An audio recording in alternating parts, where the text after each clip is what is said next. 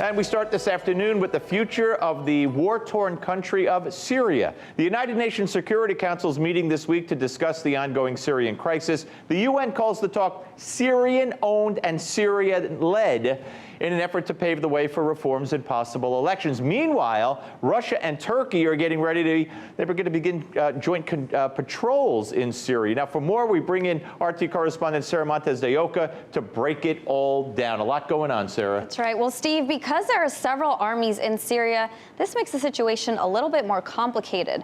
As the United Nations Syria envoy prepares for talks in Geneva, Russian, Turkish, and Iranian leaders met on Tuesday to discuss the launch of the Syrian Constitutional Committee. Now, the meeting came just one day before that group convenes for the first time. That session took place in Geneva earlier today in an effort to peace negotiations. Trump had previously announced the withdrawal of all U.S. troops from Syria, but last week said they could be returning to the country, not to support Kurdish allies, but to secure the oil. U.S. claims oil fields needed protection from ISIS, a move Russian Foreign Minister Sergey Lavrov called arrogant, accusing Washington of illegal action. The actions of the United States in Syria are clearly in violation of international law. The US-led coalition is there illegally and against the will of the government in Damascus. The US made a statement saying it is staying in Syria, days after it made another statement saying it's pulling out.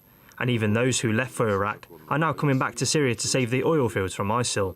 This looks like a pretext to me, especially considering that back in March, Washington said ISIL had been defeated. So the three leaders released a joint statement saying they would respect Syria's territorial integrity and political unity, governed by compromise without foreign interference, allowing Syria to be Syria-owned and Syrian-led. It is important that all of us insist on the territorial integrity of Syria. We believe that the territory of Syria should be controlled by the government and the military and armed forces of Syria, and they should be responsible for providing security to Syria and to the neighbors of Syria. But top Turkish minister said his country will not hesitate to take action if they see terrorist activity. Ladies and gentlemen, contrary to allegations from certain circles, the Operation Peace Spring will bolster prospects for the political process. This is because the PYD-YPG is a terrorist organization with a separatist agenda. So the committee consists of 150 members, including government delegates, Syrian opposition, and civilian representatives. 30% of them are women.